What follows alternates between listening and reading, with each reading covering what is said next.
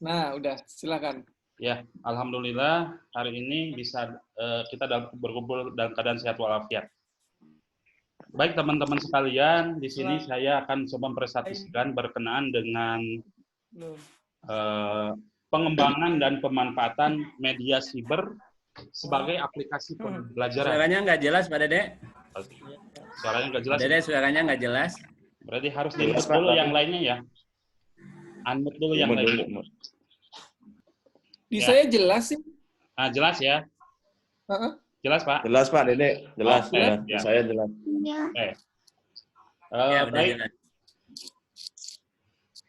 Nah, sebagai pengantar alur pikir atau pendahuluan daripada makalah ini, gitu. Kenapa penulis merasa tertarik dengan judul ini? Pertama, karena perkembangan teknologi informasi itu beberapa tahun belakangan ini sampai saat ini berkembang sangat cepat, gitu. Yang sangat tinggi dengan munculnya HP, Android, ataupun misalnya laptop yang itu dimobilisasi oleh internet atau bisa dikatakan media siber. Nah, kemudian yang kedua, dilatar belakangi dengan perkembangan yang mengubah paradigma masyarakat, gitu, dalam mencari dan mendapatkan informasi yang tidak lagi terbatas pada informasi surat kabar, visual, audiovisual ataupun elektronik, gitu. Oke lah, kalau kemarin zaman saya itu ingat waktu ketika tugas di sekolah itu, ketika mencari informasi masih sebatas kita mengumpulkan koran, masih mengumpulkan majalah, kemudian dikepingkan dan dibaca. Nah, tapi hari ini, gitu, perkembangan saat ini itu tidak hanya sebatas itu. Gitu. Nah, sini ada juga yang dinamakan dengan media daring. Gitu. Nah, kemudian yang ketiga, gitu. Pak Dede, kalau buat PPT di-share, ada share screen di situ.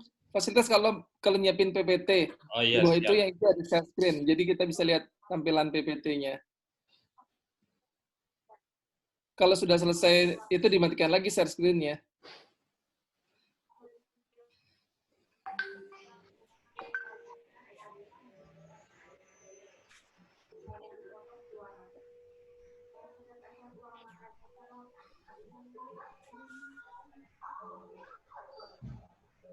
Di mana?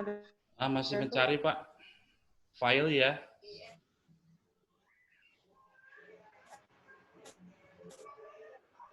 Paling bawah ada share screen warnanya hijau, ada panah ke atas. Iya, udah Pak, udah. Cuman ini nyari filenya masuknya. Oh, nyari filenya.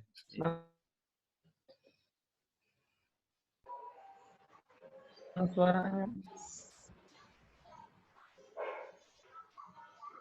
Oh.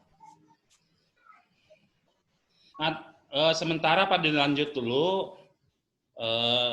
Tadi kan sudah di-share di grup ya untuk ini.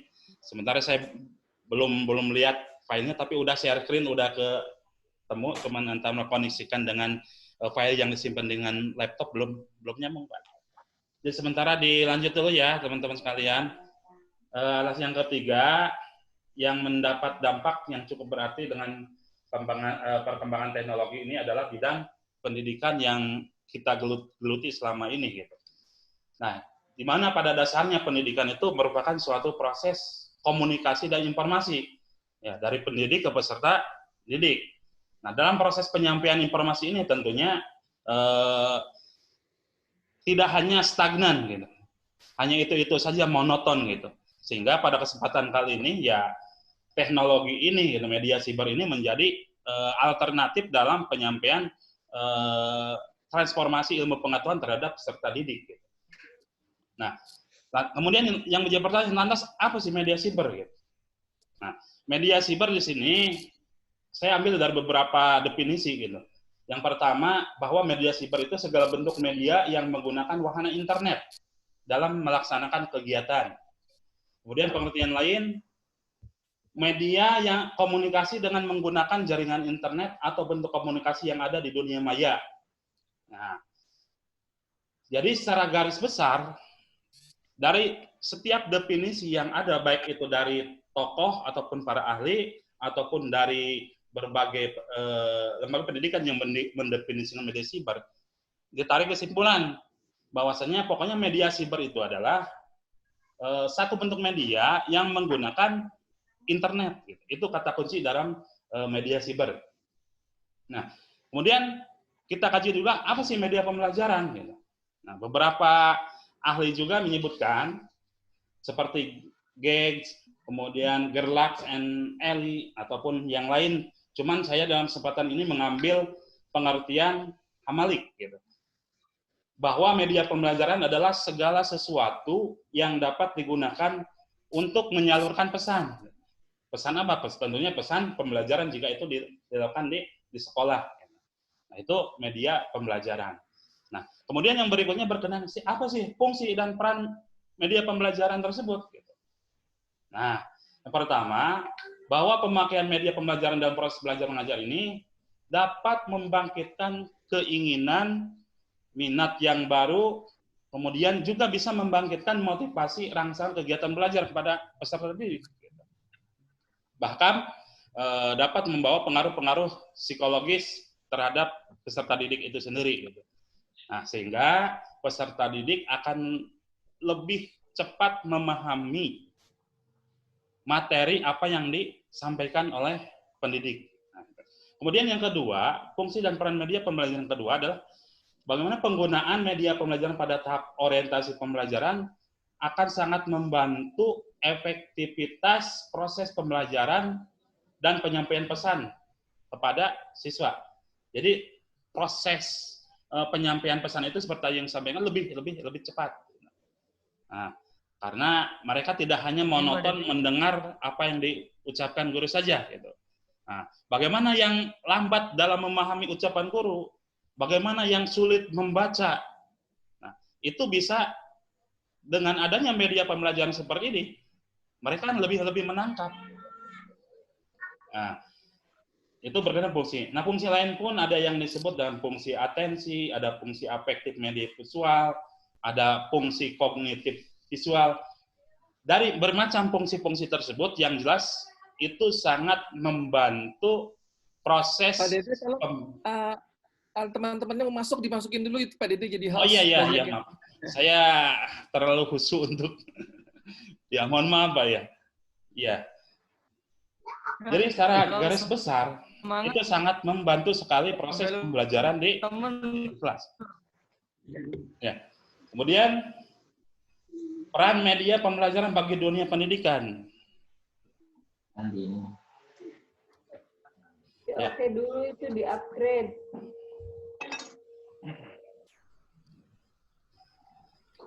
Memberikan rangsangan yang bervariasi juga kepada peserta didik. Ya.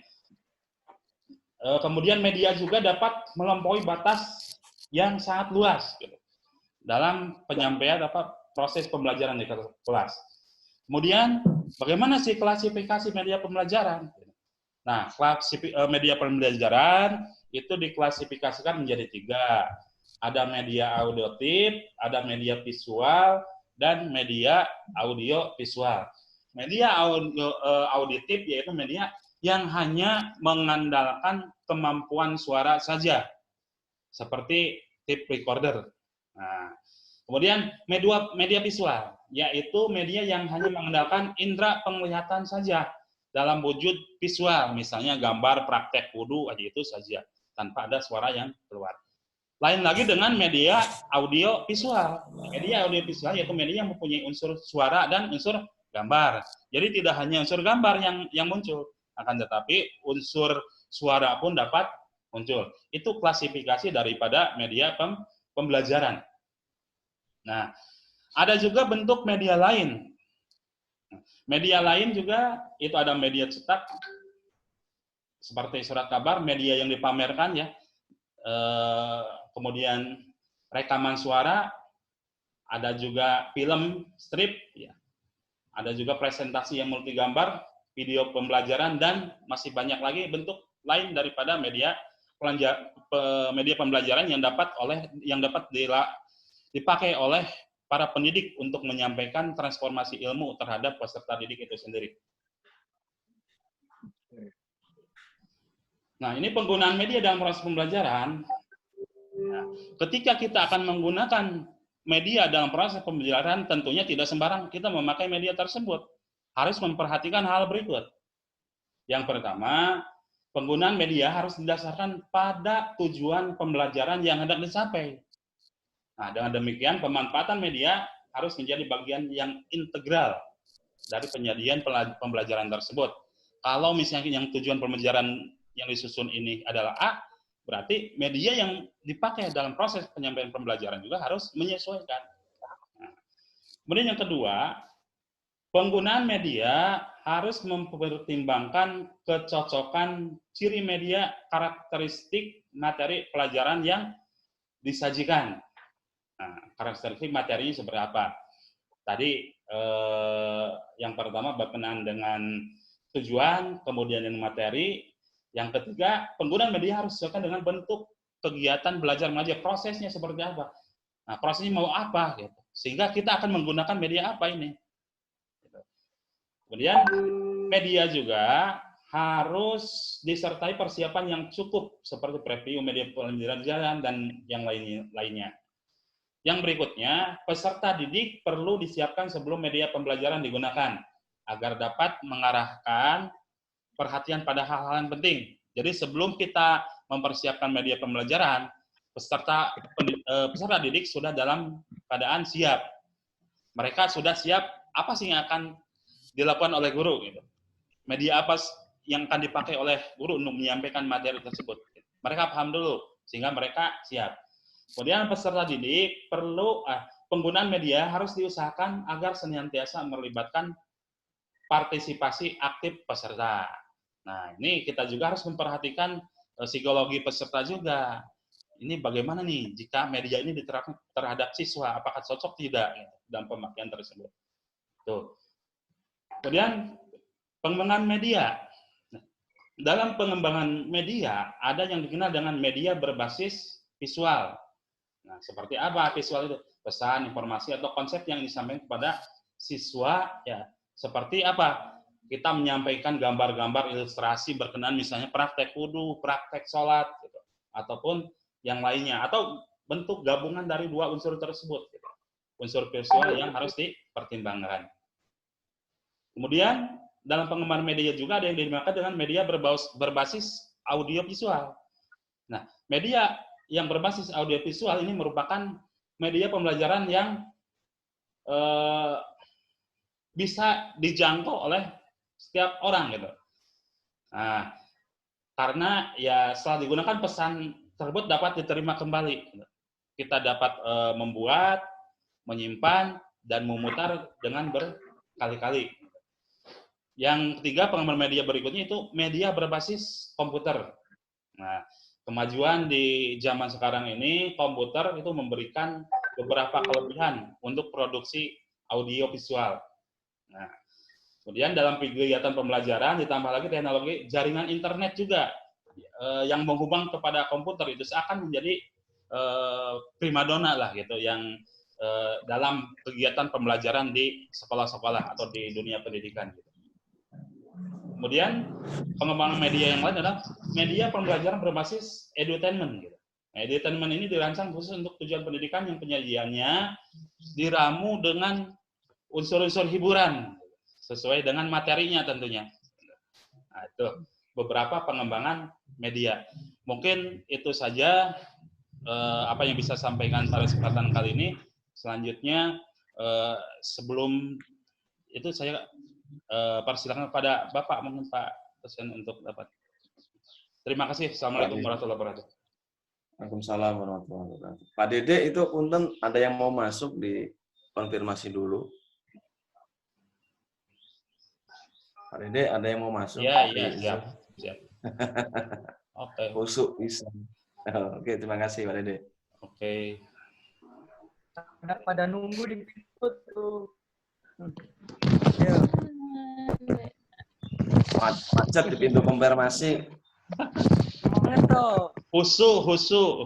Silakan Mas Ayub dulu untuk pemateri yang kedua gitu sebelum kita buka sesi diskusi pada kesempatan kali ini. Monggo Mas Ayub gitu. Ayo Baik, ya. terima kasih Pak Dede atas waktunya. Assalamualaikum warahmatullahi wabarakatuh. Waalaikumsalam Waalaikumsalam warahmatullahi wabarakatuh. Yang saya hormati Dr. Widyo dan Dr. Sen dan teman-teman semua PAIB maupun PAIB.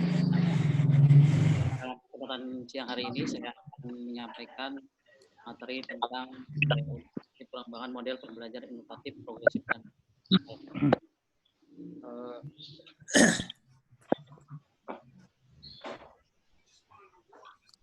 bisa share ini nggak ya? Share screen. Jalan. Nggak bisa Katanya, share ini ya. Share screen. Suaranya nggak jelas, Mas Ayu. Oke, suara jelas ya? Ya, oh iya udah mulai jelas. Oke. Terima kasih. Seiring berkembangnya teori-teori pembelajaran dan canggihnya teknologi, maka sebetulnya perkembangan atau pembelajaran yang semula berpusat pada guru atau teacher center beralih berpusat pada student center. Nah, salah satu model pembelajaran yang dapat diterapkan pada student center itu yaitu IPK, inovatif, progresif, dan kontekstual. Sebetulnya model IPK ini adalah sebenarnya keseluruhan ya, atau dalam kata keseluruhan dari beberapa model pembelajaran yang inovatif, entah itu melalui internet, entah itu melalui podcast, entah itu melalui dan lain berbagai hal ya yang sudah dijelaskan oleh teman-teman sebelumnya. Nah, model pembelajaran inovatif, progresif, kontekstual ini merupakan model pembelajaran yang membantu guru mengaitkan materi yang diajarkan dan situasi nyata siswa, dan mendorong siswa berhubungan antara pengetahuan yang dimilikinya dan penerapannya dalam kehidupan sehari-hari. Ini karena berkaitan dengan inovatif, progresif. Nah, model pembelajaran pada dasarnya merupakan bentuk pembelajaran yang tergambar dari awal sampai akhir, artinya sintak-sintak pembelajaran di kelas. Nah, yang dibuat atau disajikan oleh guru secara khas. Ini nanti apa aja yang akan dijelaskan dari mulai jam pertama, kedua, dan seterusnya. Nah, model pembelajaran ini merupakan suatu perencanaan atau suatu pola yang digunakan oleh guru sebagai pedoman dalam merencanakan pembelajaran di kelas. Mungkin kalau di sekolah itu RPP ya, atau lesson plan, kalau di perguruan ada RPS. Nah, ini atau juga bisa dijadikan sebagai tutorial yang menentukan perangkat-perangkat pembelajaran. Termasuk di dalamnya kan ada buku, ada video apa yang akan disampaikan, materi apa yang akan disampaikan, dan lain-lain. Nah, ciri-ciri model pembelajaran ini sebetulnya adanya keterlibatan intelektual, emosional peserta didik melalui kegiatan mengalami, menganalisis, berbuat, dan menentukan sikap.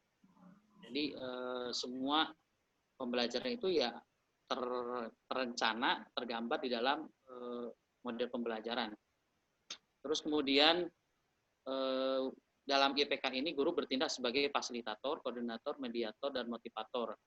Jadi karena ini IPK ini pusatnya ada di siswa, maka guru hanya sebatas fasilitator dan koordinator. Nah, penggunaan metode pembelajarannya macam-macam. Ada yang menggunakan alat, terus kemudian media pembelajarannya bisa juga dengan media internet, daring, atau terus kemudian ada video, terus ada visual, macam-macam lah. Nah, ini berkaitan dengan inovatif dan ini ya progresif kontekstual. Lalu kemudian model pembelajaran IPK ini merupakan inovasi pembelajaran yang dirancang untuk membantu siswa memahami teori atau konsep melalui pengalaman belajar praktek empirik, jadi dalam kehidupan nyata. Terus kemudian IPK juga salah satu pembelajaran yang orientasinya itu tadi berpusat pada siswa ya. Kalau menurut Trianto itu didominasi oleh siswa model pembelajaran ini. Nah, ciri-cirinya IPK ini pertama dalam proses belajarnya siswa tidak hanya mendengarkan, melihat atau mencatat, menghafal materi ya.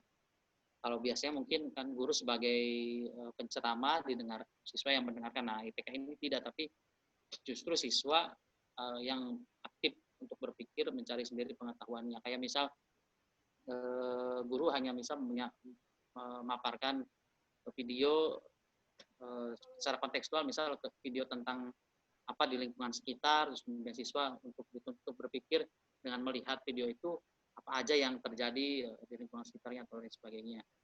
Terus kemudian dalam hal transfer belajar juga, siswa tidak hanya berperan sebagai penerima materi, tapi menemukan sendiri inti dari materi pembelajaran dengan misal dia melihat video, lihat gambar, atau bahkan justru siswanya sendiri yang membuat media pembelajarannya. Jadi guru menugaskan, karena ini bersifat inovatif, jadi silakan di lingkungan sekitar ada kejadian apa, sesuaikan dengan materi pelajarannya atau dengan pokok bahasan pelajarannya, dia bikin videonya. Lalu dia presentasi sendiri, tampilin videonya, siswa yang lain melihat. Jadi guru hanya sebatas fasilitator.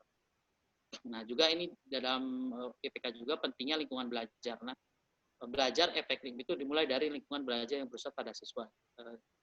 Guru hanya sebagai fasilitator di kelas. Jadi siswa menonton siswa yang lain gitu. Jadi seperti tadi saya disampaikan, siswa yang membuat materi ajarnya, terus kemudian siswa yang lain melihatnya. Jadi antar siswa itu berinteraksi.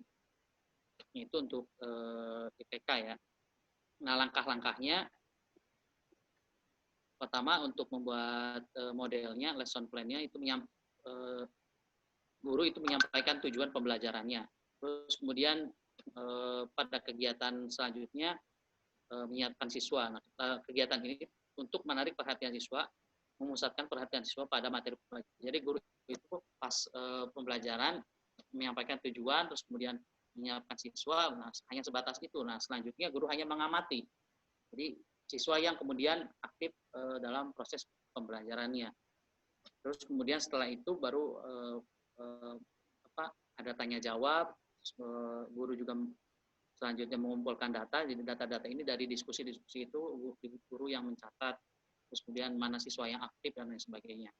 Terus kemudian guru pada pembelajaran selanjutnya guru mengasosiasikan atau mengaitkan materi pelajaran dengan kehidupan nyata yang dialami siswa sehingga siswa akan mengamalkan dalam kehidupan sehari-hari. Jadi setelah siswa berdiskusi menyampaikan materi, baru guru mengasosiasikan atau dalam mungkin bisa dikatakan menyimpulkan materi pembelajaran. Lalu kemudian mengkomunikasikan beberapa pertanyaan antara siswa misal bertanya, silakan dijawab oleh yang presentasi, itu mengkomunikasikan. Lalu tahap terakhir menyampaikan pembelajaran tahap berikutnya. Jadi setelah selesai, kemudian menyampaikan tahap selanjutnya, lalu kemudian evaluasi. Nah, saya kira itu untuk pembelajaran inovatif progresif kontekstual, yang pada intinya pembelajaran ini siswa menjadi pusat daripada pembelajaran itu sendiri. Untuk metodenya bisa melalui berbagai macam hal, entah itu siswa membuat video, membuat podcast, membuat visual, gambar ataupun tampilan-tampilan lah. Yang pastinya siswa menjadi pusat pembelajaran. Saya kira itu, barangkali nanti ada yang ditanyakan, persilakan. Saya kembalikan lagi ke Pak Dede. Terima kasih. Assalamualaikum warahmatullahi wabarakatuh. Waalaikumsalam warahmatullahi wabarakatuh. Baik, terima kasih. Tadi telah disampaikan dua pokok bahasan yang sebagai pemantik untuk diskusi kita kali ini. Yang pertama tadi sampaikan saya berkenan dengan pengembangan media siber. Nah, kemudian yang kedua oleh Mas Ayub ya atau Pak Ayub itu berkenan dengan urgensi pengembangan model pembelajaran inovatif, progresif dan konseptual. Baik, kita buka saja acara diskusi kita kali ini ya untuk satu termin 3 penanya. Ya. Atau misalnya apa yang nggak mesti bertanya ataupun ada yang ditanggapi atau disampaikan, silakan. Siapa dulu gitu? Ada yang perlu ditambahkan atau disampaikan atau yang ditanyakan, monggo dibuka untuk 3 penanya dulu. Ya. Izin bertanya Pak Dede. Silakan. Pertama Pak Abdul Rasid, silakan. Pak Abdul Rasid dulu ya. Nanti Bu Aliyah yang kedua. Izin bertanya Pak Dede. Oke, Pak Abdul Rasid pertama, kedua Bu Aliyah. Silakan. Ya, baik.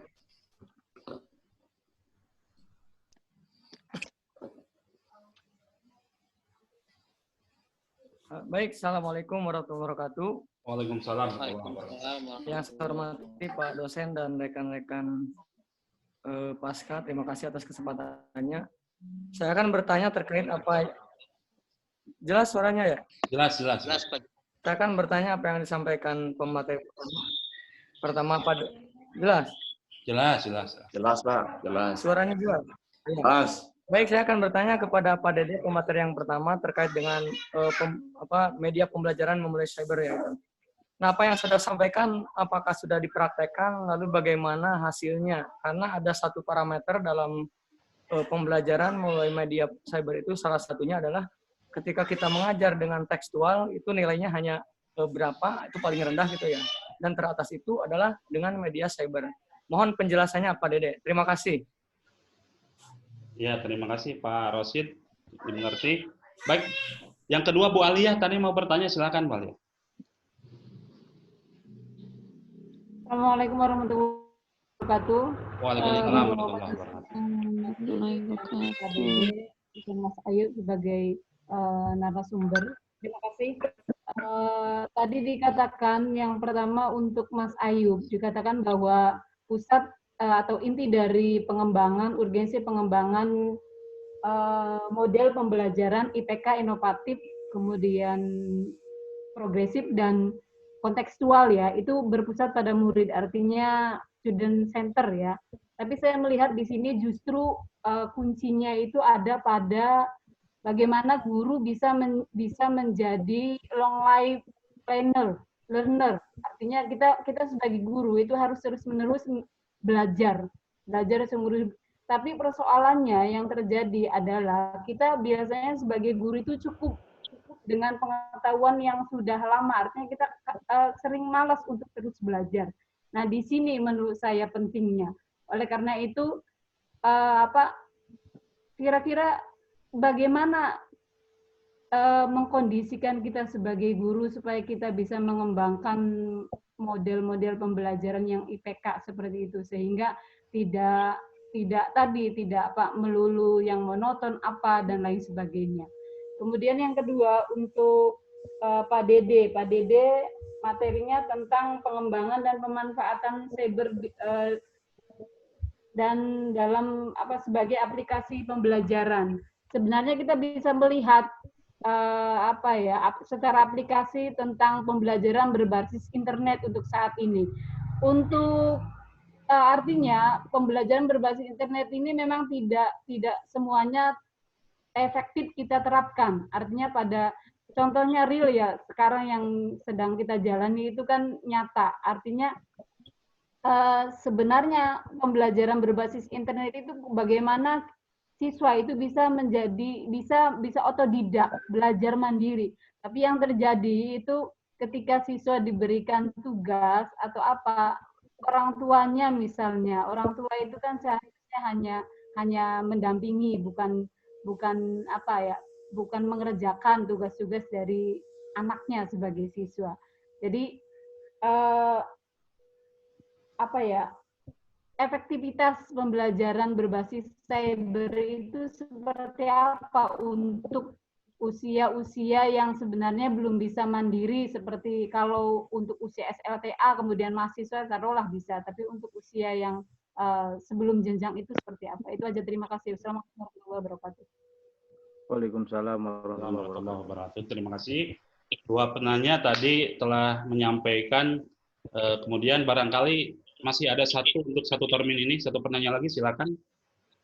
Saya Pak Dede mau nanya. Siapa ini? Oh, Pak Jawi ya? Jang Nurjaman. Oh, Kang Jajang, silakan Kang Jan. Sebelumnya Assalamualaikum warahmatullahi wabarakatuh. Waalaikumsalam warahmatullahi wabarakatuh. Saya hormat Bapak dosen dan rekan-rekan sekalian. Saya akan bertanya mengenai media cyber, bahwa media cyber itu banyak medianya ya. Bisa lewat aplikasi Zoom, lewat aplikasi manapun. Sehingga anak-anak lebih gampang. Nah, untuk pembelajaran yang lebih efektif itu untuk sekarang atau aplikasinya itu apa? Jadi yang lebih bagus dipakai dalam pembelajaran itu apa? Aplikasi apa atau media apa gitu Pak Dede? Dan tolak ukurnya seperti apa? Pertimbangannya itu seperti apa? Ya, terima kasih. Udah Pak Jajang? Ya, udah. Ya, terima kasih guysnya teman-teman sekalian. Langsung saja dari Mas Ayub dulu ya, Pak Ayub, untuk menjawab. Ya, Silakan Mas Ayub. terima kasih Pak. Ya. Pertanyaan dari Ibu Alia, insya Allah nanti saya coba jawab terkait dengan ini kan problematika guru ya. Dalam kenyataannya memang mungkin ketinggalan materi-materi kekinian gitu Bu ya. Nah sebetulnya ini model IPK ini sebetulnya bisa jadi menjadi tantangan bagi guru, bisa juga menjadi jawaban sebetulnya. Tantangannya kenapa? Ini kan IPK ini kan inovatif, progresif, dan kontekstual.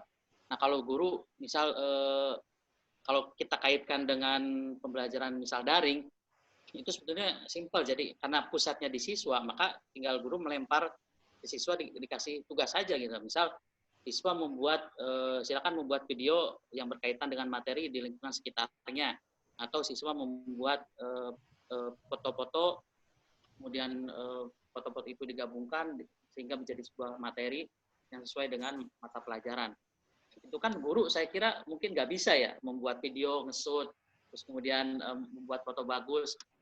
Nah, tapi siswa saya kira kekinian anak-anak itu bisa gitu membuat video atau membuat apa gitu, apalagi berbicara internet. Paling ahli kalau anak-anak zaman sekarang gitu kan. Itu bisa menjadi sebuah peluang ya. Nah, tantangannya mungkin guru harus juga bisa mengikuti tren masa kini gitu ya, harus belajar juga gitu tentang bagaimana ngusut video, bagaimana kemudian membuat slide tampilan yang menarik gitu. Itu saya kira tantangannya Bu ya. Jadi ya memang harus di-upgrade pengetahuannya. Mungkin kalau materi pembelajaran mungkin zaman dulu juga sama gitu kan. Nah, tapi kan dari segi metode untuk menyampaikannya mungkin banyak perubahan. Kalau dulu misalnya bisa ceramah, diskusi biasa, kalau hari ini yang dimaksud dengan student center itu ya bagaimana tadi dikontekstualkan siswa dengan lingkungannya dan sebagainya. Itu tantangannya, yaitu tadi tantangannya guru juga harus mengupgrade pengetahuannya, dan peluangnya ya itu karena siswa jadi pusat.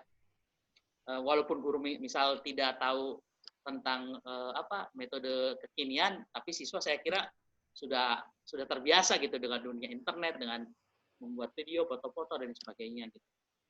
Saya kira itu artinya untuk pengetahuan kekinian bisa jadi siswa lebih tahu misal daripada gurunya gitu. Itu peluangnya sih sebetulnya. Kalau tantangannya tadi ya guru harus mengikuti tren kekinian itu dengan cara ya belajar kembali gitu. Saya kira itu jawabannya Pak Dede. Ya, terima kasih Pak Ayub.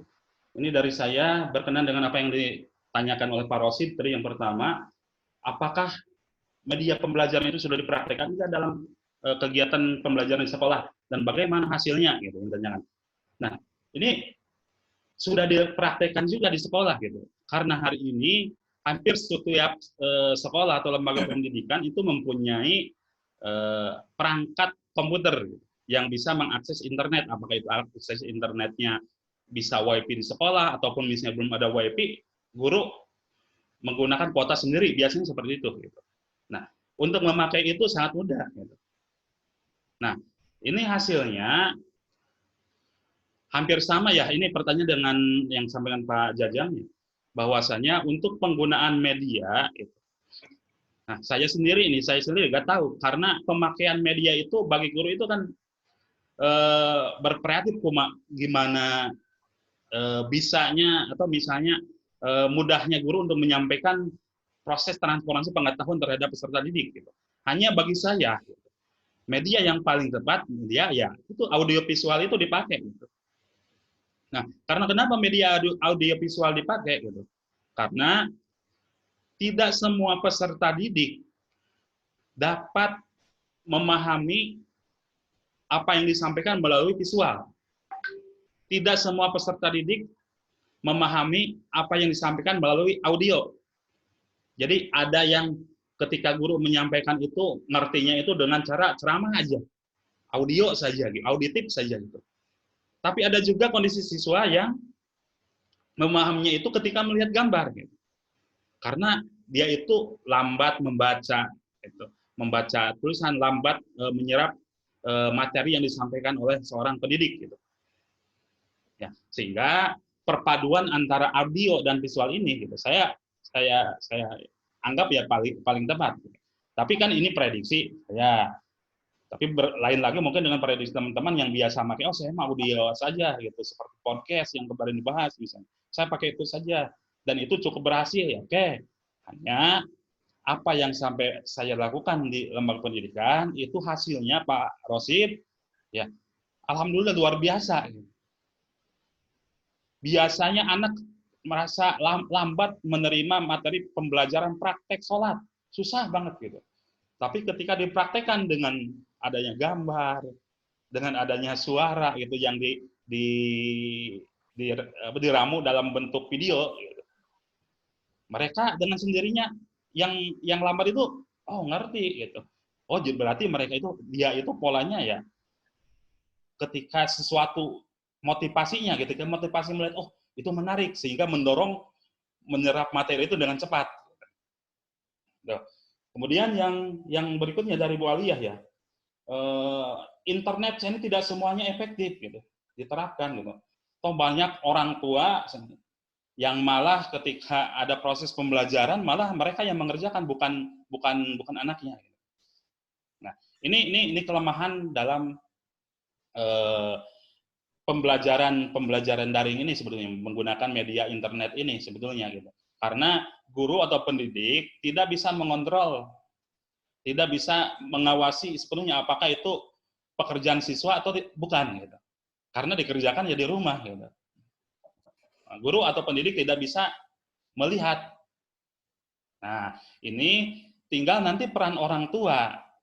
Bagaimana caranya agar dapat membimbing putra-putrinya untuk pertama mengenalkan teknis penggunaan internet atau misalnya gadget tersebut atau media tersebut, caranya diterangkan gitu. Jadi lantas anak tidak sembarang misalnya tiba-tiba didapatkan aplikasinya sudah ada. Ini dari mana aplikasinya?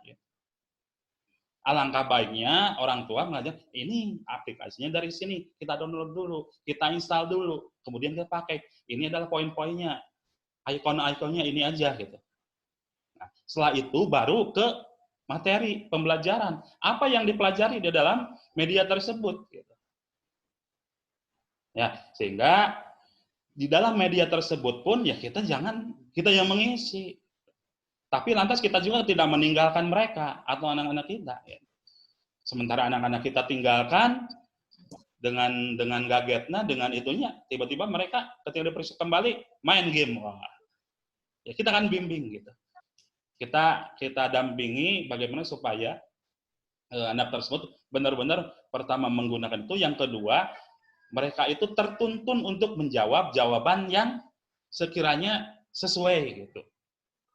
Diarahkan tentunya dengan kemampuan kita gitu, dengan apa yang kita atau sebagai orang tua miliki gitu. Itu saja mungkin dari saya. Selanjutnya saya persilahkan barangkali ada dari teman-teman yang mau menambahkan. Jangan dulu pertanyaan ya, menambahkan ataupun misal menyangkal apa yang tadi saya sampaikan dengan Pak Ayub tadi sebagai pemateri terhadap jawaban dari 3 penanya tadi gitu.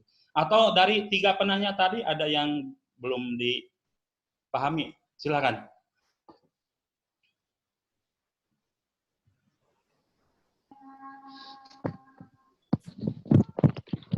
Pak, saya boleh nambahin?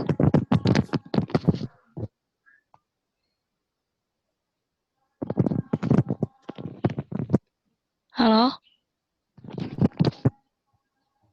Pak Dede ke-mute.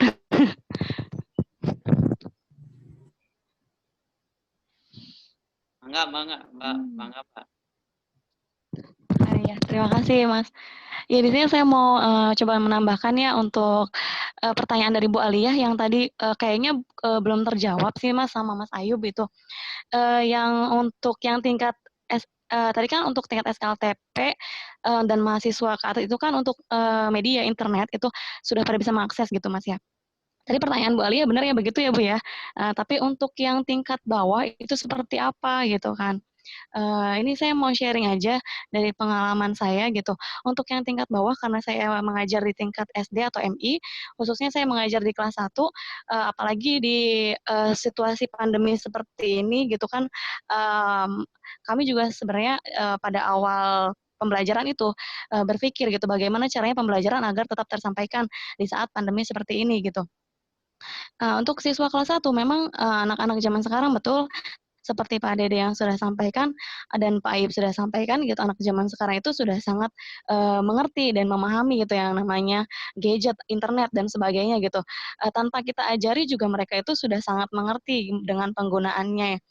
Nah, jadi dari kami itu sudah memfasilitasi dari guru dan sekolah itu sudah memfasilitasi media. Medianya itu untuk siswa kelas 1 berbagai macam ya, dimulai dari kami pertama itu menyampaikan sebuah video pembelajaran mengenai materi-materi yang akan kami sampaikan itu untuk siswa. Kemudian siswa menyimak, ya memang dibantu pastinya sama orang tua gitu. Dan semua orang tua juga terkadang gitu ya, masih banyak yang belum memahami cara penggunaannya.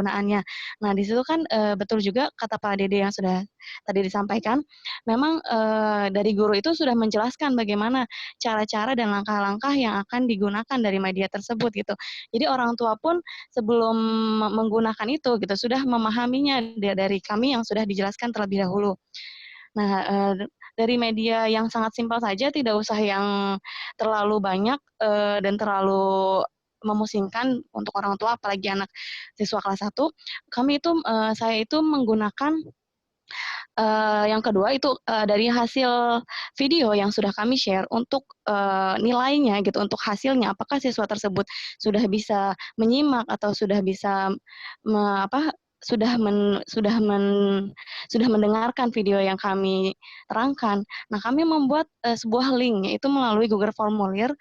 Nanti kami buat link tersebut dengan sangat mudah gitu, tidak mempersulit siswa ataupun orang tua sama sekali. Memang awalnya itu banyak sekali siswa yang mengerjakannya itu memang orang tua gitu. Nah, itu karena dari kaminya itu belum memberikan pengertian kepada orang tua gitu, agar siswa itu bisa mengerjakan sendiri dengan mudah. Karena dari fasilitas yang kami buat itu memang sudah sangat dimudahkan sekali untuk siswa kelas 1 saja sudah bisa mengerjakan dan menggunakan aplikasi itu gitu. Hanya membaca dan mengklik saja itu sudah cukup gitu. Nah, benar kata Pak Dede juga yang sudah dijelaskan, itu memang untuk siswa kelas bawah gitu atau untuk siswa usia sekolah dasar gitu, memang perlu didampingi dan harus didampingi untuk pengerjaannya gitu.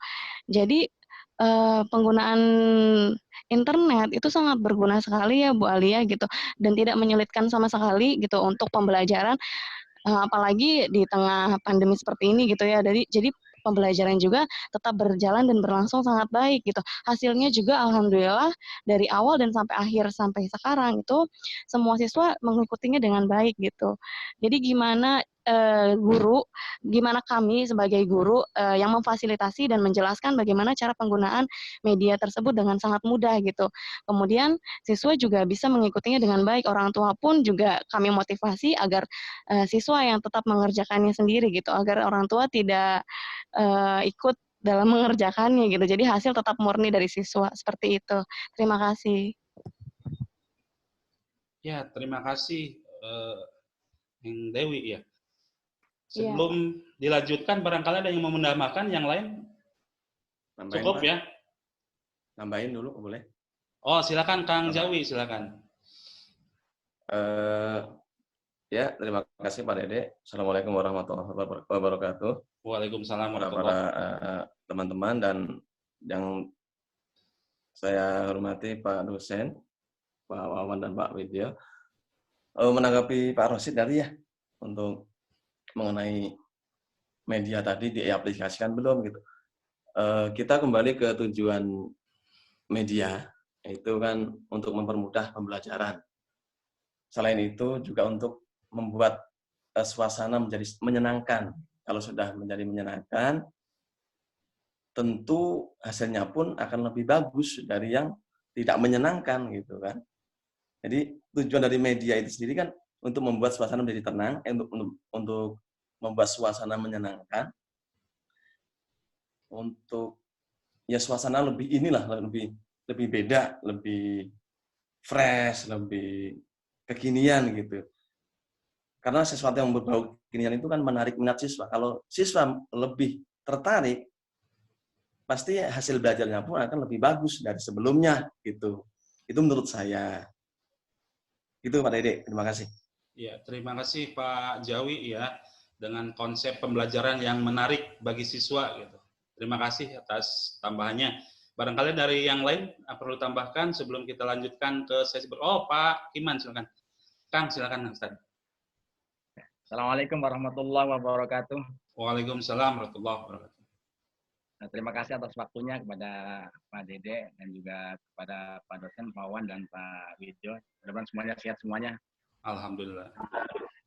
Menanggapi pertanyaan dari Pak Rosyid ya, apakah pembelajaran sudah dipraktekkan, kemudian bagaimana hasilnya?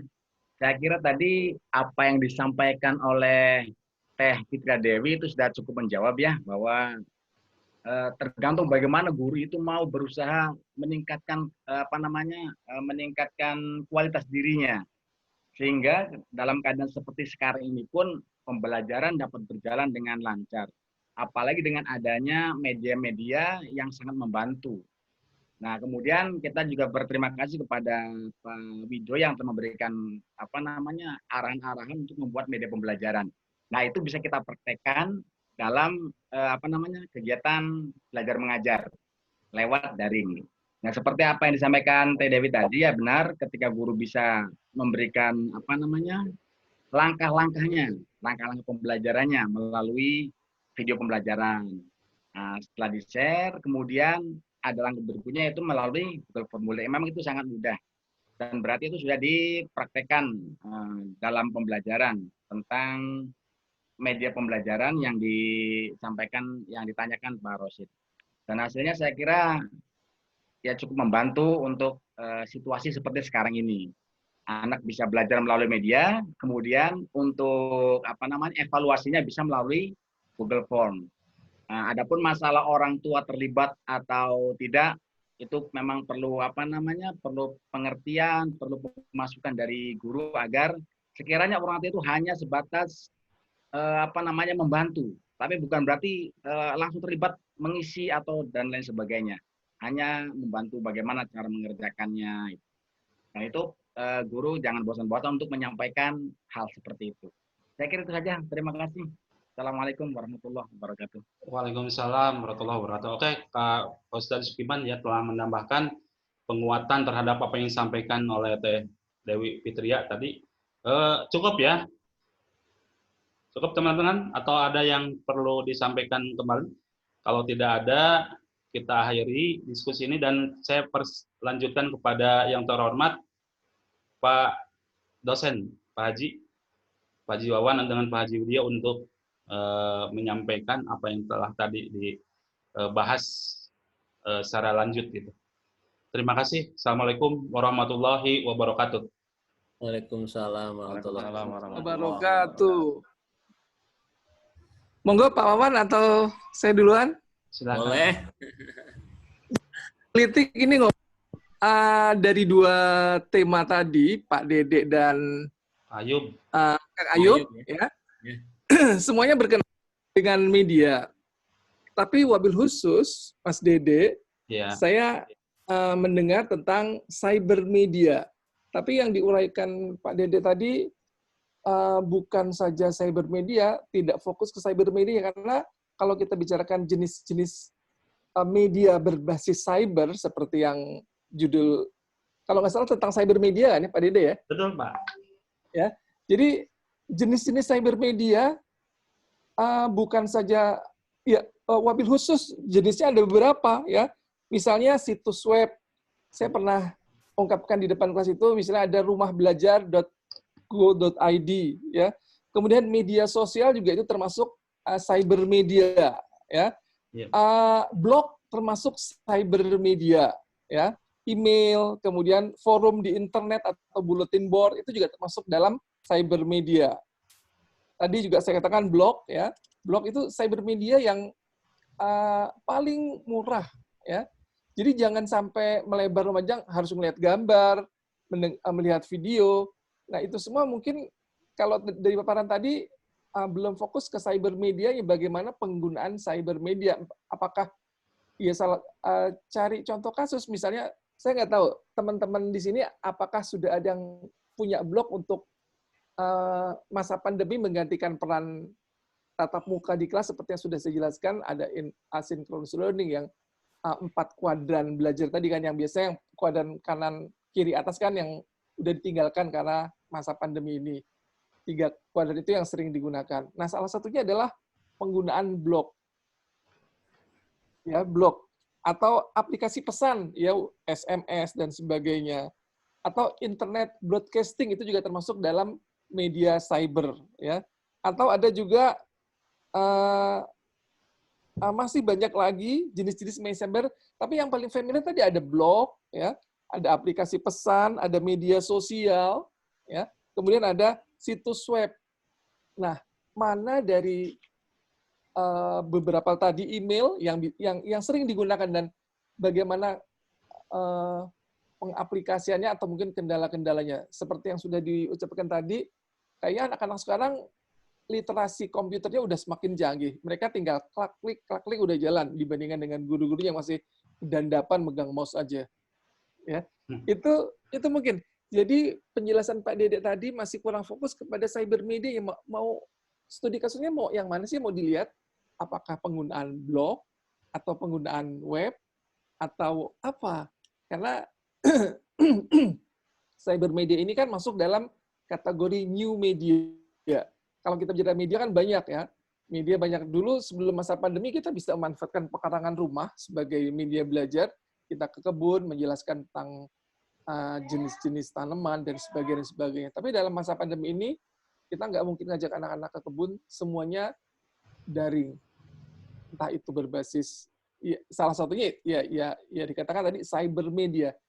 Bagaimana cyber media itu diterapkan dalam masa pandemi ini, mungkin tiap lokal berbeda-beda. Orang Depok mungkin beda dengan orang Cirebon bagaimana memanfaatkan cyber media. Orang Depok ya jelas, karena saya juga ngajar di PGSD di UT, ya, guru-guru Jakarta juga masih nggak terampil dalam menggunakan media pada umumnya. Mereka masuk kelas, kalau orang Jawa bilang bloko suto, cuman masuk begitu aja tanpa persiapan apa-apa. Atau kadang-kadang mereka nyuruh anak-anak besok cari bla bla bla di internet, padahal guru sendiri nggak tahu harus buka situs apa.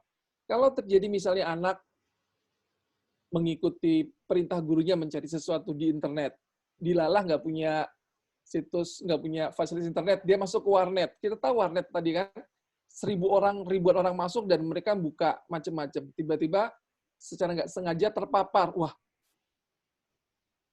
lambat laun ya terpapar otaknya, pemikirannya bahwasanya oh saya bisa melihat ini itu di internet, karena tadi gurunya sendiri tidak paham apa itu cyber media, suruh nyari anak ini itu di internet tapi nggak punya referensi mana harus dibuka, karena jelas anak-anak SD kata Pak Guru saya harus nyari ini, kasih orang tuanya pesan juga nggak mau, pokoknya kata Pak Guru seperti ini aja Pak. Nah coba bayangkan kalau heterogenitas ini, anak-anak di perkotaan atau di zaman mereka cuma berbekal suruh cari tentang reproduksi misalnya di internet. Apa yang terjadi kalau guru tidak membekali dengan situs-situs yang direferensikan? Karena guru sendiri nggak tahu situs apa sih untuk berbasis cyber itu harus buka apa. Saya sudah mensosialisasikan antara lain rumah belajar atau belajar.kemdiknas.go.id. Di situ Bapak Ibu bisa ngambil beragam media, bisa audio, bisa video, bisa animasi. Kemudian Ibu Bapak merancang blog sendiri. Nah, itu materi-materi bisa ditaruh di situ. Jadi, mulailah cyber media yang paling sederhana, membuat blog. untuk anak didik kita, ya, atau ya banyak hal lain, internet dan sebagainya. Mungkin kalau blog lebih bervariasi, ada gambar, ada suara, semua style belajar terakomodir. Mereka yang sedang belajar melalui mendengar bisa melihat di blognya ada video. Yang tipe belajarnya auditif, ya, visual, ya, juga terakomodir. Atau yang tipe belajarnya kinestik, bergerak. Mereka bergerak, menggerakkan mouse untuk klik, menjawab berbagai pertanyaan yang disediakan di blog Bapak Ibu gurunya. Nah, coba dimulai dengan membuat blog, atau dimulai dengan coba kumpulkan bahan-bahan ajar dari rumahbelajar.kemdiknas.go.id misalnya. Itu fasilitas blog yang paling gampang, sehingga pembelajaran menjadi paikem gembrot berjas saat ini. Ya, paikem gembrot berjas, pembelajaran aktif, inovatif, kreatif, efektif, gembira, akan berbasis jejaring sosial, berjas. Paikem gembrot sekarang nggak cuma gembrot obrot-obrot aja, tapi berjas sekarang, berbasis jejaring sosial. Paikem gembrot berjas, yang merasa gembrot bukan apa ya, tapi itu singkatan paikem gembrot berjas. Pembelajaran aktif, inovatif, kreatif, efektif, menyenangkan, gembira, berbobot, berbasis jejaring sosial atau cyber media. Mungkin itu saja yang dari tadi saya kepengen ngomong, karena tadi Pak Dede nggak fokus ke apa sih cyber media itu. Sederhana saja cyber media, misalnya wabil khusus saya akan melihat bagaimana penggunaan blog, bagaimana penggunaan internet, atau banyak sekali. Jadi mungkin mudah-mudahan lebih terbukakan gimana sih cyber media. Ayo kita mulai buat blog untuk anak-anak kita. Jangan nanti nyuruh anak-anak buka ini, buka itu. Padahal kita tahu anak-anak sekarang literasi internetnya semakin bagus. Itu mungkin dari saya. Monggo Pak Wawan atau yang teman lain. Iya, terima kasih Pak Dr. Widyo. Menarik apa yang kita diskusikan hari ini. Pak Widyo tadi sudah memberikan penguatan khususnya pada presentasinya Pak Dede, ya. Betul, Pak Dede tadi lebih banyak menjelaskan tentang jenis-jenis media, ya, visual, audio visual, ya, dengan audio begitu. Dan untuk kekinian tentunya lebih pada penggunaan multimedia, ya. Multimedia itulah yang mungkin sedang kita coba kembangkan, termasuk pada mata kuliah ini. Menyoal tadi tentang pengembangan media yang disampaikan oleh Pak Ayub, ya. Media yang model atau media yang inovatif, progresif, dan kontekstual yang sudah dijelaskan tentunya sesungguhnya ini orientasinya kepada pendidik itu sendiri. Jadi ada tuntutan-tuntutan bagi pendidik untuk lebih punya kreativitas, ya, punya inovasi yang luar biasa dari waktu ke waktu. Bahwa tadi juga ada yang menyampaikan siswa itu mungkin juga lebih cepat memahami IT, lebih cepat memahami berbagai hal yang terkait dengan internet, ya. Tapi tentunya sebagai pendidik tetap harus melakukan pendampingan, memberikan arahan-arahan, jangan sampai ketika memberikan tugas yang mungkin kita percaya penuh pada siswa bisa melakukannya, tetapi tanpa adanya rambu-rambu atau guide yang jelas, tujuan dari pembelajaran itu sendiri juga tidak akan tercapai. Terlebih tadi ada yang mempertanyakan tentang sejauh mana parameter tentang keefektifan dari penggunaan media-media yang sudah kita diskusikan itu.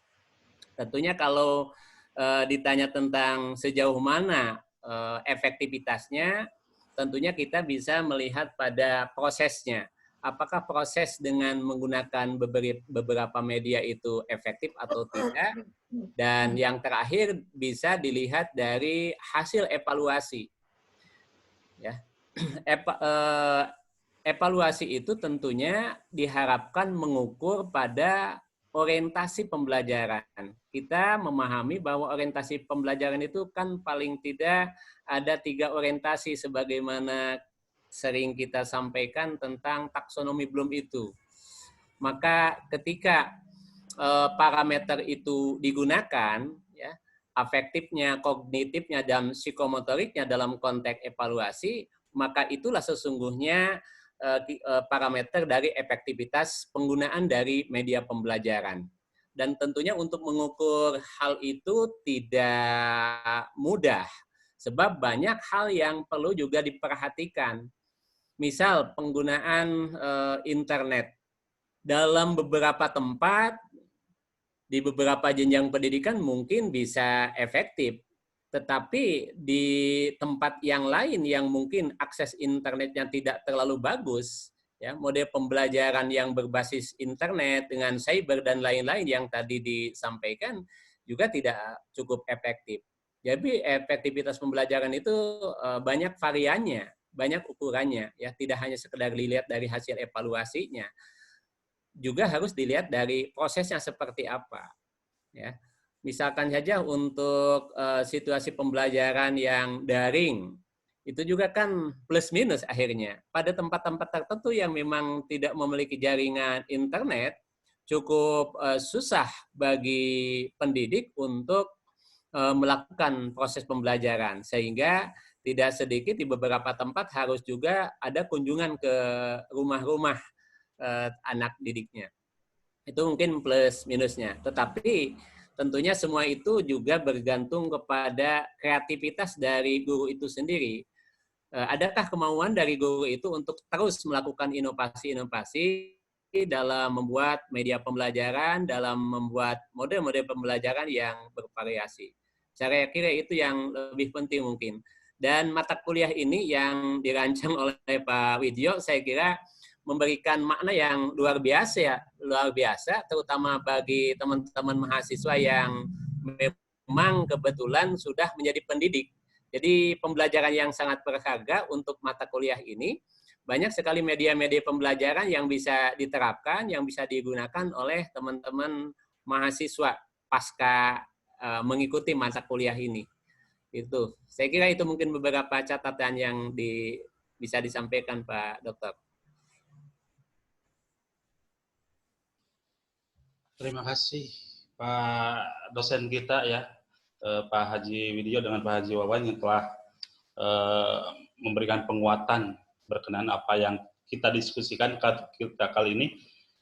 Bagaimana Pak, ini apakah dibuka termin baru atau cukup? Karena waktu udah hampir 2:30 ya. Kelas B, di kelas A ada yang presentasi apa udah? Semua? Oh iya, kelas B ini 2 semua. Barangkali dari kelas A ada yang presentasi, silakan. Mangga dari kelas A. Tadi dari kelas A ada yang siap, cuma kok sampai sekarang belum masuk juga ini. Iya Pak, nggak masuk orangnya. Iya, nggak masuk. Tadi udah WA ke saya, Pak, saya siap presentasi katanya. Siapa namanya tuh? Mahathir Akbar, Pak. Kenapa?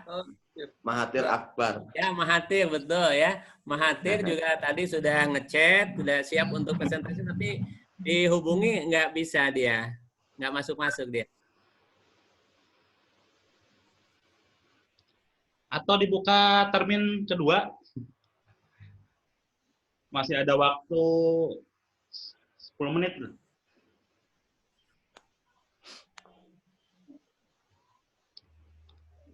Cukup Cukup aja.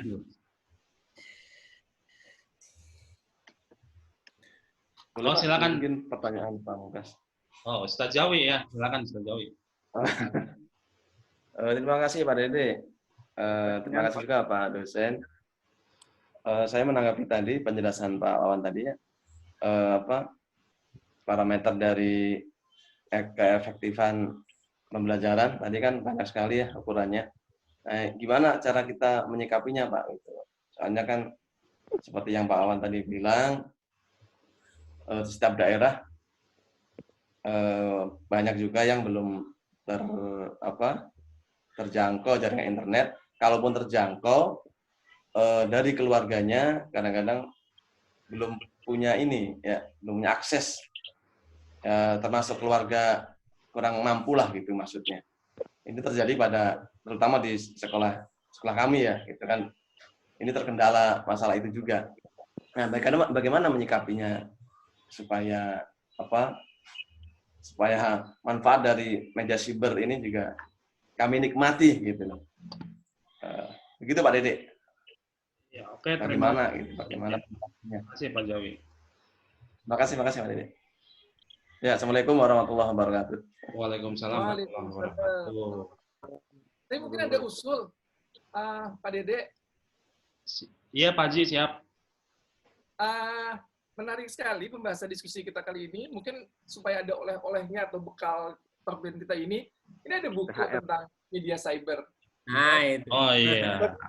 Bagaimana kita tulis buku bersama pengalaman Bapak Ibu menerapkan media cyber. Ya, media kan jenisnya banyak, seperti ada blog. Penerapannya kemudian dituliskan seperti halnya buku yang dibuat oleh rekan dosen tentang Ustadz Maksum. Kita akan membuat buku misalnya bagaimana pengalaman menggunakan media sosial pada masa pandemi 19. Tentunya beda-beda kan. Entah itu menggunakan blog, entah itu menggunakan WA dan sebagainya. Nanti kita blend, kita masak bersama dengan Pak Wan jadi satu buku yang mana hasilnya adalah pengalaman teman-teman menggunakan media cyber semasa COVID-19. Itu mungkin menarik, ditambah kajian-kajian teori tentang media begitu banyak, dan tentunya tiap daerah pasti punya cerita sendiri tentang penerapan media cyber. Kalau ini tentang teorinya, tapi aplikasinya bagaimana di khususnya PAI, kayaknya belum terjamah ya.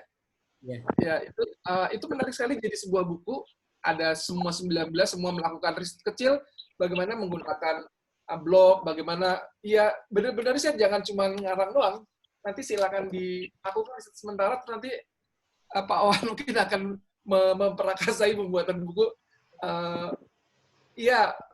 Penggunaan media cyber di kalangan madrasah atau di kalangan untuk pendidikan agama Islam misalnya. Karena itu mungkin sesuatu punya nilai sendiri. Untuk Pak Wan, untuk saya juga punya nilai sendiri. Teman-teman guru juga bisa berbagi pengalaman. Oh, gini loh media cyber yang bagus. Begini loh menggunakan blog. Saya sudah mengalir dengan membuat media yang salah satu konten kan bisa dimasukkan ke blog Bapak Ibu, kemudian diuji cobakan ke anak-anak dengan kuesioner riset kecil. Oh, ternyata mereka lebih suka seperti ini, hasilnya seperti itu. Mungkin kalau yang usulan saya seperti itu, atau juga punya pengalaman lain, monggo ditulis dalam sebuah wacana ilmiah, atau bisa kita sepakati ya jadi tugas bersama semua. Selain tugas selain membuat media sudah selesai, riset kecil tentang cyber media.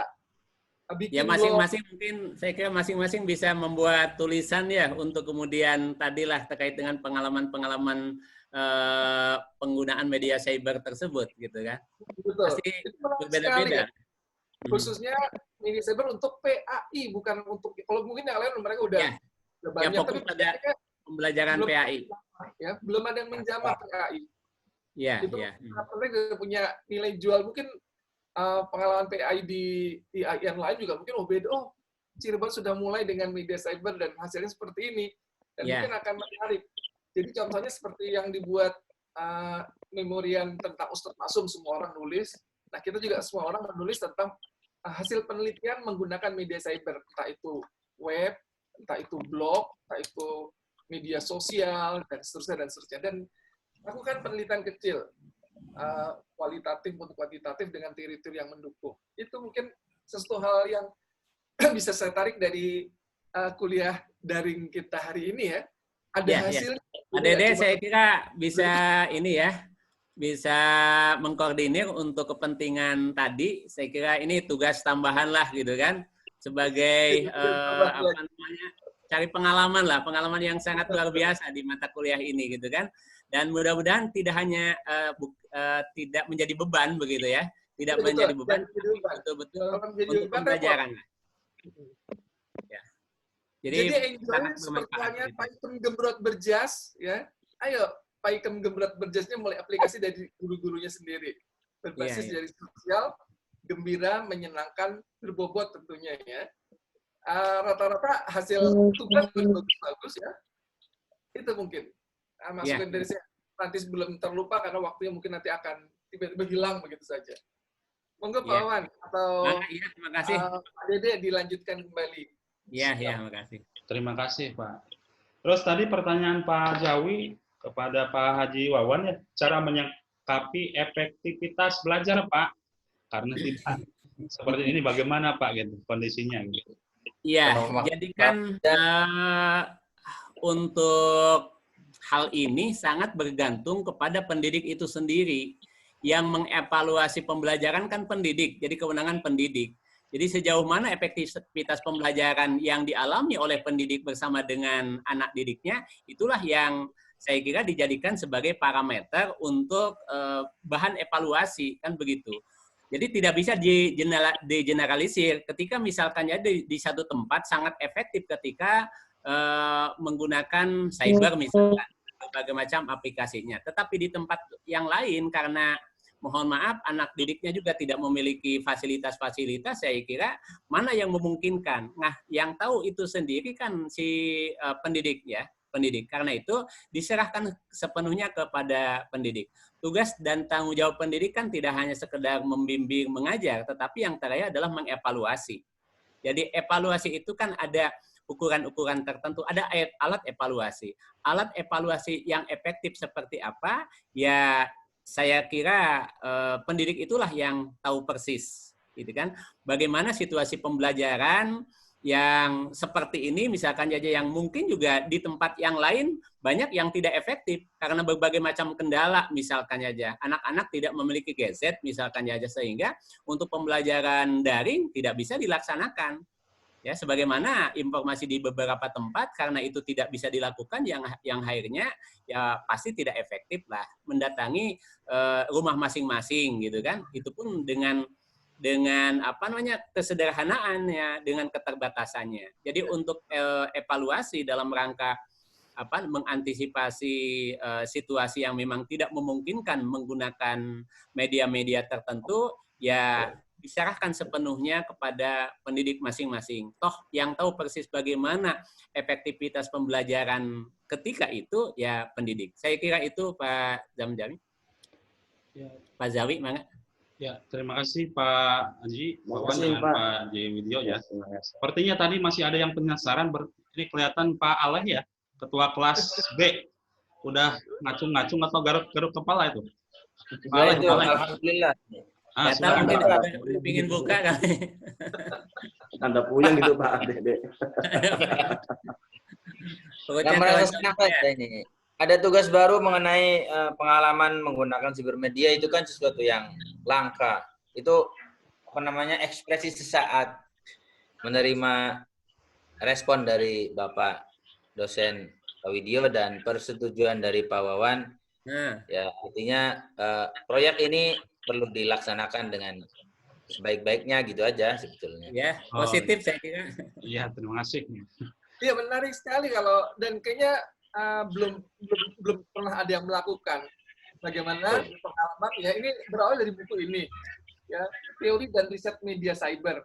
Di sini ada media cyber apa yang digunakan, blog, saya tadi, dan seterusnya. Monggo dirancang, dilakukan penelitian kecil, terus kita tulis secara ilmiah berdasarkan teori-teori media, teori pendidikan, hasil ya seperti tadi Pak Wan bilang, untuk melakukan evaluasi ternyata di Cirebon banyak yang belum punya HP misalnya, karena kita mau pakai WA.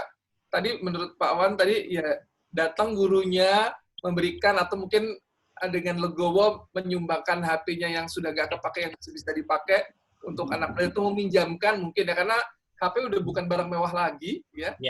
WA dan sebagainya, dan internet juga bukan barang mewah lagi. Dengan ada paket harian dan sebagainya, mungkin itu bisa menjadi sesuatu yang menarik untuk dia lakukan penelitian kecil dan dibukukan menjadi output perkuliahan kita selain media. Ya. Berarti tugasnya masing-masing, Pak, atau berkelompok, Pak? Monggo Pak Wan gimana? Kalau menurut saya tugas... Saya kira lebih ini tugas masing-masing ya. Jadi masing-masing kan punya pengalaman tuh. Ya, iya, selama pandemi ini kan masing-masing punya pengalaman menggunakan media daring itu. Nah, itulah yang dicoba diteliti gitu kan. Walaupun mungkin penelitian sederhana lah, kecil-kecilan, tapi saya kira sangat bermakna. Paling tidak kan dua hal yang perlu ditulis ya. Yang pertama mungkin terkait dengan kendalanya seperti apa, ya, lalu solusinya gitu. Itu yang penting, ya. Proses yang dilakukan seperti apa, gitu kan? Kendalanya seperti apa? Lalu adakah solusi dari pendidik itu sendiri? 3 hal itulah yang saya kira bisa ditulis dalam hasil penelitian. Tesis, Bapak Ibu, teman-teman semua, ya, inspirasi tesis. Amin. Amin. Penelitiannya bentuknya Tesis lulus. apakah dilakukan? Boleh dilakukan di Cirebon, penelitian tindakan kelas misalnya, tapi kelasnya kelas maya tentunya ya. Atau penelitian jenisnya research and develop, ya, penelitian tindakan kelas, research and develop. Ya, kita mulai dari pengalaman pribadi tulis dulu, terus Mas banyak sekali menarik sekali untuk diteliti. Penelitian kecil tentang pengalaman Bapak Ibu, terus nanti kita jadiin buku kenang-kenangan, buku ya hasil output dari perkuliahan kita selain media. Gitu Bapak Ibu. Oke. Ya. Saya kira komunikasi kita ya, kajian kita, saya kira tidak harus dibatasi dengan semester ya, Pak Wido ya. Tidak harus dibatasi dengan semester. Bahwa proses 1 semester ini selesai ya dengan ditandai dengan kita mengevaluasi mahasiswa, ya kan begitu. Nah, tetapi tidak berhenti sampai di situ. Ini ada forum lanjutan lah, gitu kan, forum lanjutan yang diharapkan kita punya makna dari perkuliahan ini, gitu kan. Jadi kita diskusi kita tidak bisa berlanjut lah. Gitu. Mudah-mudahan juga bisa berguna untuk guru-guru lain PAI di beragam lokasi kota yang beda dengan kultur yang beda dan sebagainya. Dan mungkin kita bisa menjadi inspirasi ide penelitian. Se-Cirebon seperti apa? Mungkin Pak Ayu akan meneliti. Kan mahasiswa juga kan dari berbagai macam daerah ini Pak Widyo. Ada yang dari Kuningan. Dari beberapa daerah, tidak hanya dari kota atau kabupaten Cirebon saja, kan begitu. Beberapa tempat sangat berbeda gitu kan, antara kota dan kabupaten Cirebon juga berbeda situasinya. Saya kira akan memperkaya pengalaman kita. Iya. Ya, oke, terima kasih. Itu tadi menjawab salah satu efektivitas tadi ya. Ya.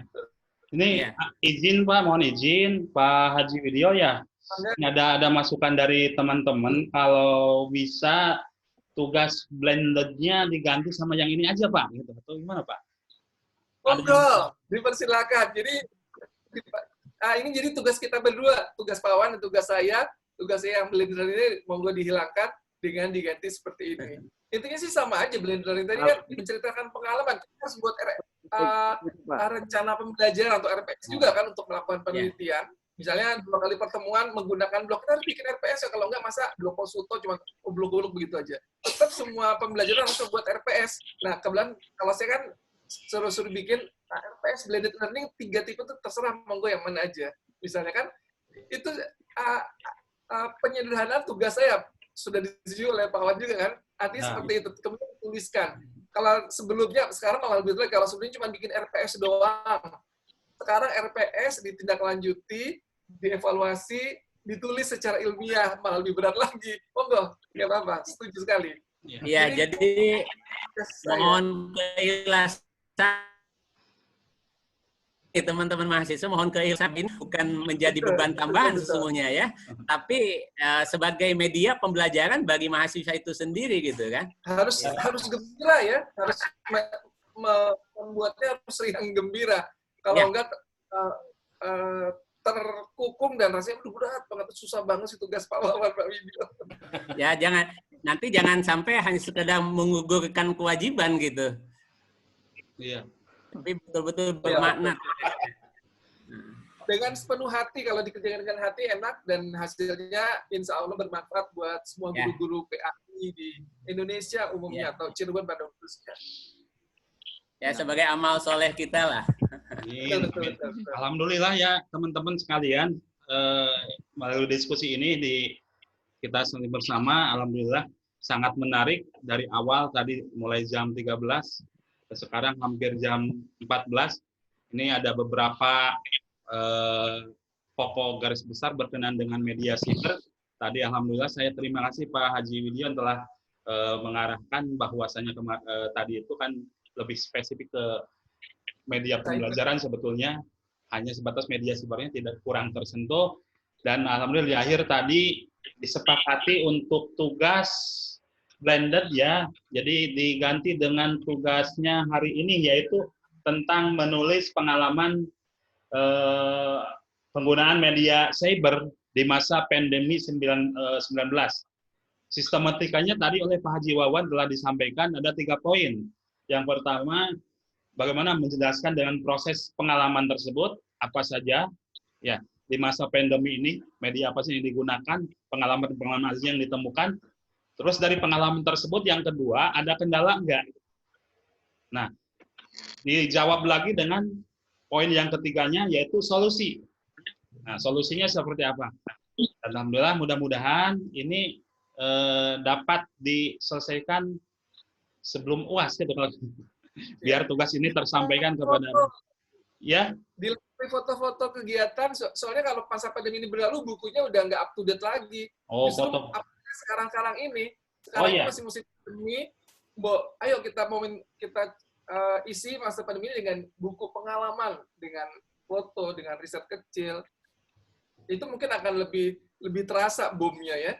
Kalau misalnya nanti semester depan mungkin pandemi udah kembali nyaman, udah nggak terasa lagi kritiknya. Ya Pak. Ya.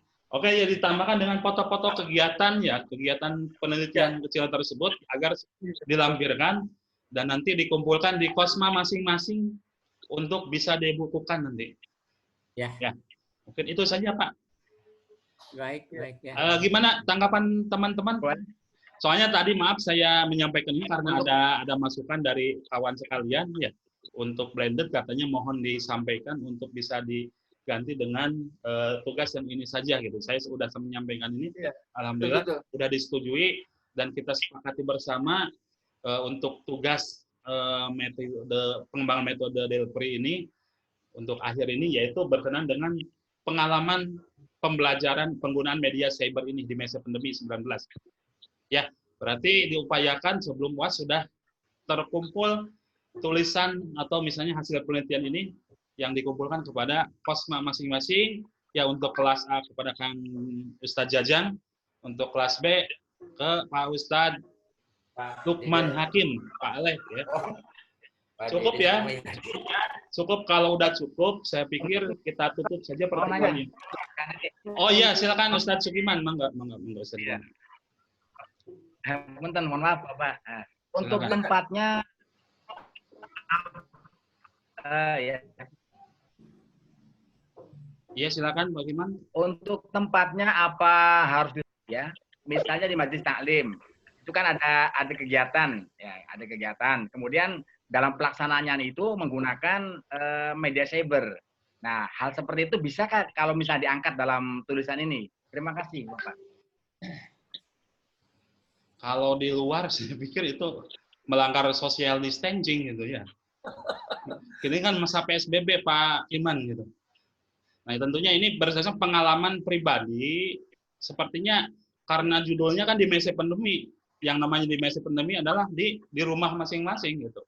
Otomatis berhubungan langsung dengan pengalaman membimbing siswa-siswinya ya, yang di sekolah.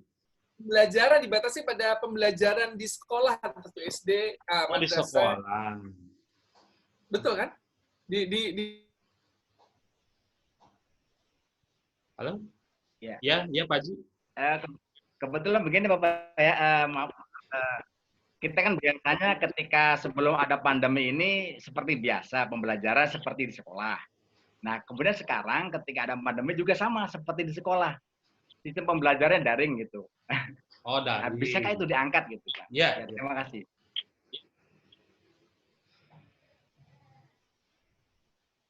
Ya, oke. Monggo Pak Haji. Iya.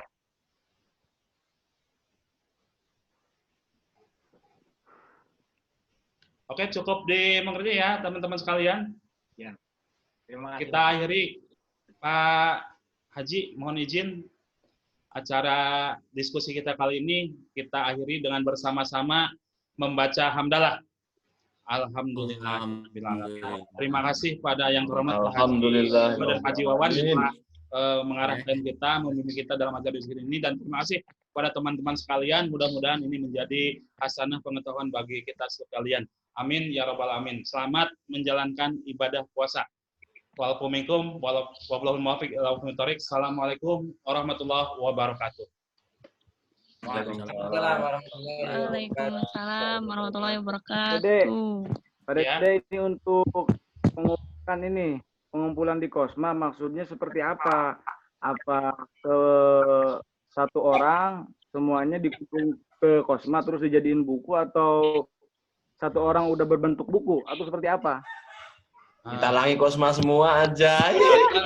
Setuju. Jadi tulisan-tulisan kita dikumpulkan jadi satu buku ya, Pak. Iya. Ya, begini. Yang saya tangkap dari yang Bapak sampaikan. Satu-satu, Pak. Oke. Dapat dengar rampai, tak? Ini siapa dulu yang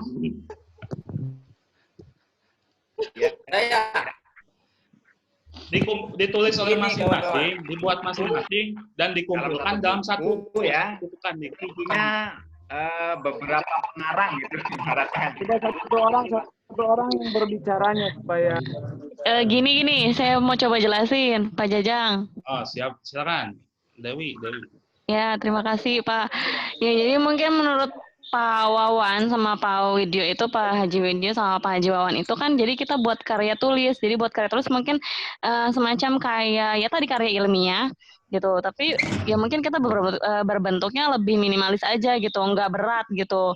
Tetap riset hasil kita, pengalaman kita selama pandemi ini gitu. Mungkin berbentuknya seperti jurnal aja kali ya gitu. Jadi lebih lebih nggak terlalu padat gitu, nggak terlalu seperti karya ilmiah yang banyak gitu kan. Nah, jadi intinya mah kayak kita cuma bercerita bagaimana tentang pengalaman kita selama pandemi ini gitu, mengajarkan kepada siswa pembelajaran seperti apa gitu dengan menggunakan media apa tadi yang sudah dijelaskan sama Pak Dede ya, Pak.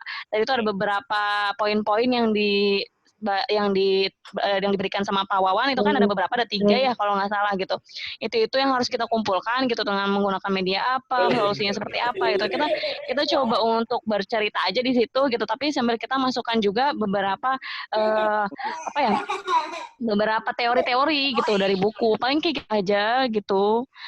Ya itu nanti lampiran-lampirannya kan foto-fotonya itu nggak mesti yang harus yang namanya PSBB gitu, yang namanya daring gitu kan, itu kan pasti kita juga dari internet gitu, foto-fotonya hasil dari kiriman dari siswanya gitu, entah itu foto-foto yang dikirimin aja gitu yang ada, nggak mesti kita dadakan nyari foto atau gimana kayak gitu, yang ada aja gitu kan. Terus nanti mungkin sama lampirannya foto-foto dari hasilnya gitu, kayak mungkin contohnya saya kemarin pakainya Google Formulir ya, mungkin nanti itu dilampirin Google Formulirnya gitu, hasilnya seperti apa, contoh-contohnya seperti apa, paling kayak gitu kalau menurut saya. Iya. Oke, terima kasih. Ya itu kurang lebih seperti itu. Berarti 2 kelas itu 1 buku hasilnya gitu ya? 2 kelas 1 buku. Karena ya, kita di satu ruangan kan gitu. Dibuat berkelas. Enggak, kayaknya digabung, Bu. Mahasiswa. Iya, digabung.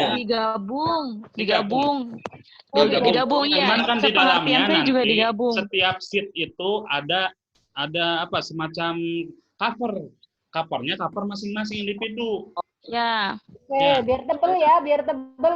Iya, biar tebel. Artikel ya. Jadi melebihi tebalnya buku Pak Widyo ya. Nah, iya benar. Oke. Campur aja. Sebentar. Dikumpulkan ketika fiksasinya di Pajawi aja. Ketika Kosma sudah kumpul semua, fiksasinya di Pajawi sekalian mengupload. Bukber. Pak Ale, saya diwakili sama Pak Ale. Pak Ale yang nyetujuin. Pak Ale, ya udah Pak Ale. Oke ya, jelas ya. Cukup ya. Ya jelas. Ya. Terima kasih ya teman-teman. Terima kasih. Kita end ya. Oke, assalamualaikum. Tambah.